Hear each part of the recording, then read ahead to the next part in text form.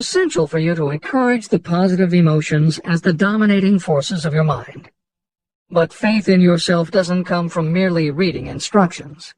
Now that you understand the theory, you must begin to apply it. By experimenting and practicing, you will develop your ability to mix faith with any order you give to your subconscious. When you have faith in your ability, then you can give your subconscious mind instructions, which it will accept and act upon immediately. When your mind is dominated by positive emotions, it will encourage the state of mind known as faith. Faith in yourself is a state of mind that you can create by autosuggestion. All through the ages, religious leaders have admonished people to have faith. They say to have faith in this, that, and the other dogma or creed, but they have failed to tell people how to have faith.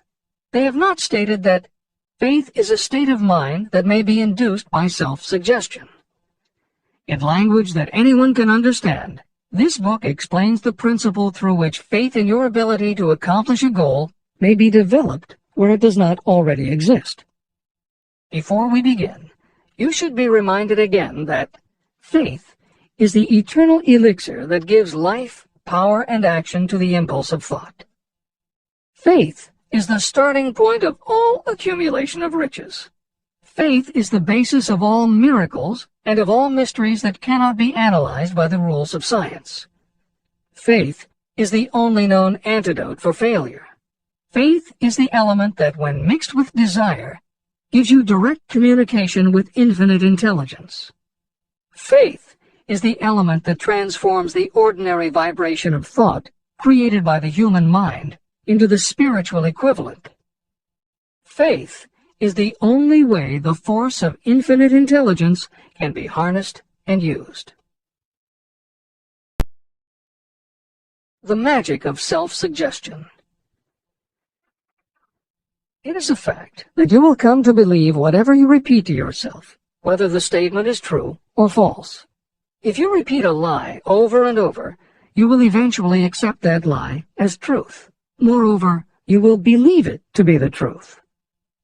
You are what you are because of the dominating thoughts that you permit to occupy your mind. Thoughts that you deliberately place in your own mind and encourage with sympathy, and with which you mix any one or more of the emotions, constitute the motivating forces that direct and control your every movement, act, and deed. The following sentence is a very significant statement of truth. Thoughts that are mixed with any of the feelings of emotions become like a magnetic force, which attracts other similar or related thoughts. A thought that is magnetized with one of the emotions may be compared to a seed. When it is planted in fertile soil, it germinates, grows, and multiplies itself over and over again. What was originally one small seed becomes countless millions of seeds of the same kind. The human mind is constantly attracting vibrations that are in sync with whatever dominates the mind. Any thought, idea, plan, or purpose that you hold in your mind attracts a host of its relatives. Add these relatives to its own force, and it grows until it becomes the prime motivator of the person in whose mind it has been housed. Now, let us go back to the starting point. How can the original seed of an idea, plan, or purpose be planted in the mind? The answer? Any idea, plan, or purpose may be placed in the mind through repetition of thought. This is why you're asked to write out a statement of your major purpose, or definite chief aim. Commit it to memory, and repeat it out loud, day after day, until these vibrations of sound have reached your subconscious mind. You are what you are because of the dominating thoughts that you permit to occupy your mind. If you choose to, you can throw off any bad influences from your past and build your own life the way you want it to be. For instance, by taking inventory of your mental assets and liabilities, you might discover that your greatest weakness is lack of self-confidence. This can be overcome and translated into courage through the principle of autosuggestion. You can do this by writing out a set of simply stated positive thought impulses, memorizing them, and repeating them until they become a part of the working equipment of your subconscious mind. The following is an example for someone whose definite purpose is to overcome a lack of self-confidence. Self-confidence formula. 1. I know that I have the ability to achieve the object of my definite purpose in life. Therefore, I demand of myself persistent, continuous action toward its attainment, and I here and now promise to render such action. 2. I realize the dominating thoughts of my mind will eventually reproduce themselves in outward physical action and gradually transform themselves into physical reality. Therefore, I will concentrate my thoughts for 30 minutes each day, visualizing the person I intend to become. In this way, I will create in my mind a clear mental picture. 3. I know, through the principle of autosuggestion, that any desire I persistently hold in my mind will eventually find some practical means of attaining my objective. Therefore, I will devote 10 minutes daily to demanding of myself the development of self-confidence. 4. I have clearly written down a description of my definite chief aim in life, and I will never stop trying until I have developed sufficient self-confidence for its attainment. 5.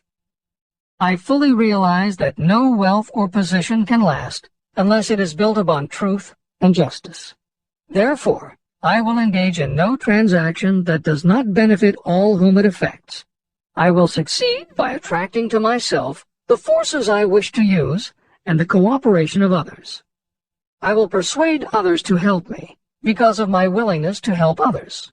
I will eliminate hatred, envy, jealousy, selfishness, and cynicism by developing love for all humanity, because I know that a negative attitude toward others can never bring me success. I will cause others to believe in me because I will believe in them and in myself. I will sign my name to this formula, commit it to memory, and repeat it aloud once a day, with full faith that it will gradually influence my thoughts and actions so that I will become a self-reliant and successful person. Behind this formula is a law of nature that psychologists call autosuggestion or self-suggestion. It is a proven technique that will work for your success if it is used constructively. On the other hand, if used destructively, it will destroy just as readily. In this statement may be found a very significant truth, namely that those who go down in defeat and end their lives in poverty, misery, and distress do so because of negative application of the principle of autosuggestion. All impulses of thought have a tendency to clothe themselves in their physical equivalent. A disaster of negative thinking. The subconscious mind makes no distinction between constructive and destructive thought impulses. It works with the material we feed it through our thought impulses. The subconscious mind will translate into reality a thought driven by fear just as readily as it will translate into reality a thought driven by courage or faith. Just as electricity will turn the wheels of industry and render useful service if used constructively, it will snuff out life if wrongly used. So, too, will the law of autosuggestion lead you to peace and prosperity, or down into the valley of misery, failure, and death. It depends on your degree of understanding and application of it. If you fill your mind with fear or doubt, and if you do not believe in your ability to connect with and use the forces of infinite intelligence, then you will not be able to use those forces. The law of autosuggestion will take your lack of belief and use that doubt as a pattern by which your subconscious mind will translate it into its physical equivalent. When you have faith in your ability to accomplish what you want, it not only firmly plants ideas in your subconscious, but it then works to reinforce itself. When you have faith in your abilities, part of what you must have faith in is that it is possible to tap into infinite intelligence. And because you have faith that it will work, your conscious mind won't be resistant. When your conscious doesn't resist, your subconscious mind can send creative ideas to your conscious mind more easily. Then the more you see the power working in your life, the easier it is for you to act on faith the next time. Will it work for you? You will never know unless you relax your resistance and just have faith that it will. Like the wind that carries one ship east and another west, the law of autosuggestion will lift you up or pull you down according to the way you set your sails of thought. The law of autosuggestion, through which any person may rise to altitudes of achievement that stagger the imagination, is well described in the following verse.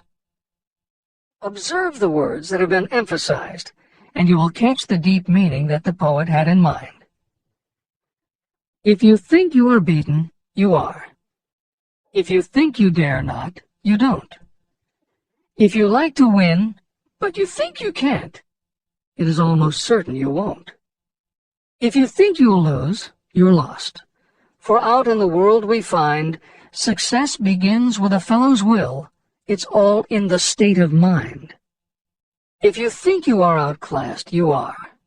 You've got to think high to rise. You've got to be sure of yourself before you can ever win a prize.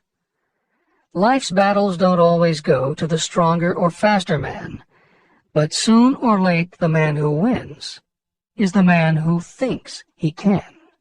As noted at the beginning of this chapter, the way in which Napoleon Hill uses the word faith is meant to have no religious connotation. However, it would be impossible for Hill to write this chapter without acknowledging the power of religious faith. Therefore, in the following two paragraphs, when Hill discusses Jesus Christ and Mahatma Gandhi as exemplifying the power of faith, he is referring to their personal faith, the absolute trust in his beliefs that Jesus exhibited, and Gandhi's total conviction and confidence in his cause.